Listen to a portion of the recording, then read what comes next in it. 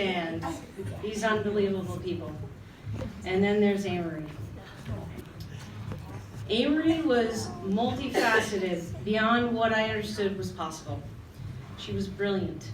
This woman would actually take Toni Morrison's classes when a number of us would take rocks for jocks. And by the way, that was a really hard class. I was out on Route 1 at like an outcropping learning about igneous rocks. And I still don't understand what an igneous rock is. So it was a really hard class. Don't take it. If Juice was here, she would agree with me.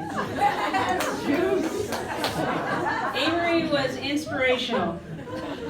Amory could put words together, Kim acknowledged this tonight, in a huddle or on paper that would make you understand your greatness, your power, your every sense of yourself, but never in a vacuum.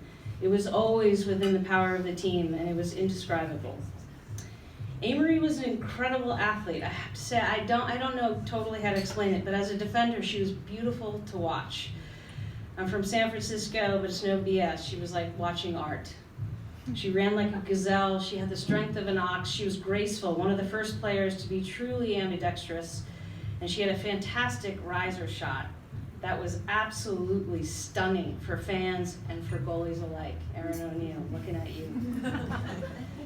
You don't know determination until you've seen Amory Rowe tilt her head down and go. Many of us have talked about that Dartmouth game. There was nothing stopping her. She picked up that ball with 9 seconds left, and I just I stopped running. I knew it was over.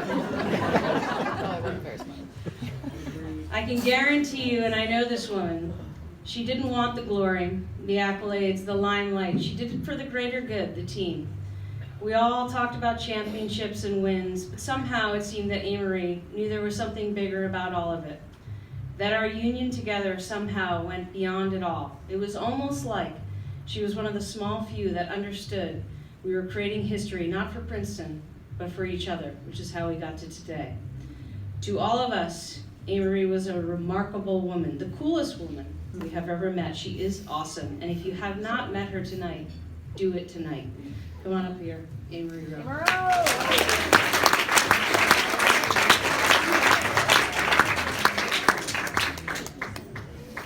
right, I'm crying already. Okay, that's all right. Once upon a time, there was a door. Once upon a time, there was an unassuming metal door. Tucked away as it was in the underside of Baker Rink, you had to be looking for this door to find it. Rare was the person who stumbled upon it by accident. The door opened onto a long, dimly lit hallway with cinder block walls and a concrete floor. If you were fortunate enough to find your way to the door and pass through it, and make the journey down the long hallway, all the way at the end, you'd find a second door. On the left, just as unassuming as the first. Beyond that door was a windowless room with 24 unadorned wooden cubbies, each no wider than the shoulders of a college freshman. Hanging in each cubby was a mesh bag with a giant safety pin. And on that pin was our uniform, a simple gray shirt and a pair of white cotton shorts. This was the room where we changed. I don't mean where we swapped our school clothes for our grays. This was the room where we changed. Who we were, what we wanted, how hard we were willing to work to get it. Practice by practice and game by game, each day we walked through that door and into that room as individuals, trailing fragments of junior papers and organic chemistry, and each day we walked out as a team. We took the field and we went about the business of becoming better. Sport performs a kind of alchemy. It changes you, participant and spectator alike. This is its greatest promise, for an instant, or a season, or a lifetime. It sounds like the stuff of fairy tales, and in some ways the 1994 season was a fairy tale. But fairy tales feature princesses and dragons and knights in shining armor. And while we wore pleated kilts into battle, we were no princesses. We fought terrapins, not dragons. And armored knights be damned, we were our own saviors. Yeah. You see, back in 1994, there had only been 12 NCAA titles awarded to women's lacrosse teams. We were the 13th. No Princeton team before us had claimed the title. In fact, leading into the 1994 season, no women's team at Princeton had ever won an NCAA title. If there were preseason rankings, we were oblivious. There was no Tewaaraton Trophy, no watch lists. There was no social media echo chamber telling us how good we were, or even if we were any good at all. We were operating in a vacuum of expectations, standing isolated in a clearing of our own making with no obvious path to take, at least not one that wasn't going to require a lot of bushwhacking. Bush for you guys. Bush. Except,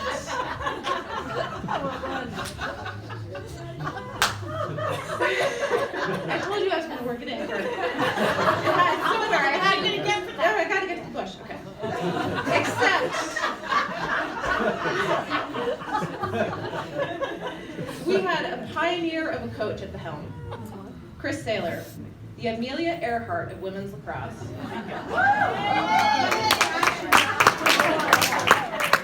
And she had a plan. We weren't going to stay on the ground, hacking our way forward mile by blind mile. We were going to fly. Our team of Title IX fledglings was no more prepared to take to the sky than a huddle of wingless penguins in the Arctic, and yet there was Chris, Amelia Earhart in orange and black, pilot, navigator, innovator, and we fell in line behind her unquestioningly. When we started down the runway of the 1993 season, the one that set the stage for our 1994 victory, we were taxiing in a plane that had untested wings and a barely passable crew. We didn't know if we could fly. We didn't, but Chris did. So while our plane was unproven, and maybe even incomplete, we had our pilot, and she had a map.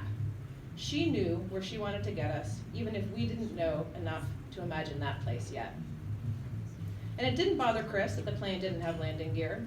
Somewhere in her heart, I think she knew we weren't going to need it. Because, like Orville Wright said, the plan wasn't just to get the plane off the ground. The plan was to keep the plane off the ground. We weren't just going to take off. We were going to soar. And we did. Straight into the finals 3 years in a row with one NCAA title to prove it, and now Princeton is part of every postseason conversation, and as a result, generations of women who have played for Chris are part of a larger ongoing discussion about the role of women in sport, yes, but also in society at large. What's amazing though, and a little bit embarrassing to admit, is that while Chris and our assistant coach Beth Bosman, a phenomenal leader of women in her own right, navigated us through those seasons, I can't remember a single thing they said to us. In a pregame locker room chat or a halftime pep talk, not a single thing they said. But I remember everything they taught us. It can be distilled down to a simple phrase. Be better. Be better than you were last season. Be better than you were yesterday. Be better than your opponents. Be better than your rival. Push your teammates to be better. They will push you in return. And when you yoke together all that incremental improvement, something magical can happen. Fairy tales can happen. A phalanx of women can take flight. Maybe it's just because I'm getting old, but there are other things I don't remember about the 1994 season. I don't remember the pain of running those javelin time miles. But I do remember. It's still painful when you're. She ran in 5:20. I do remember several of us finishing our miles and doubling back to help pace teammates on their quest to dip under the 6:30 mark so they could officially make the team. I don't remember who started in any of our Final Four games, but I do remember my unwavering confidence in and admiration for all of my teammates. We were each other's best role models, and we are still.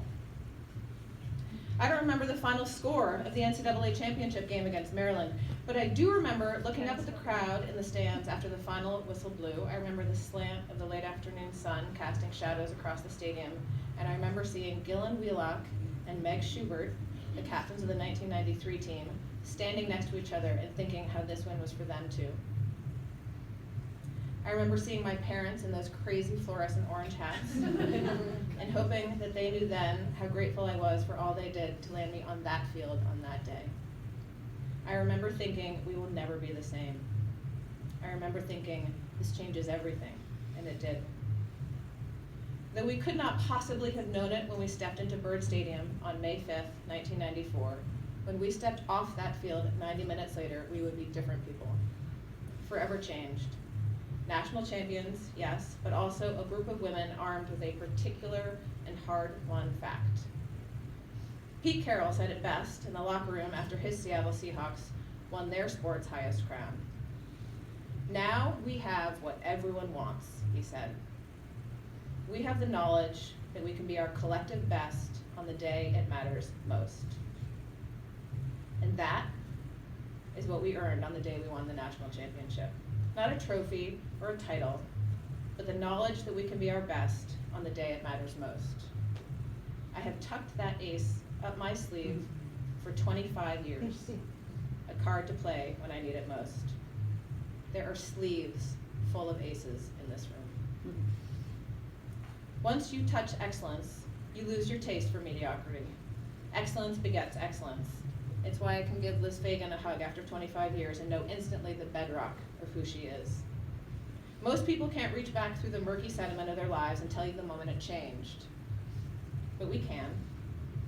The women in this room can reach back through 2.5 decades and touch the bedrock of our 1994 season.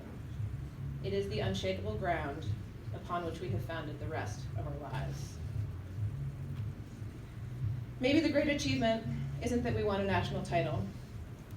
When I look around this room, I have to conclude that the great achievement is that we figured out how to translate that victory into a lifetime of excellence and leadership.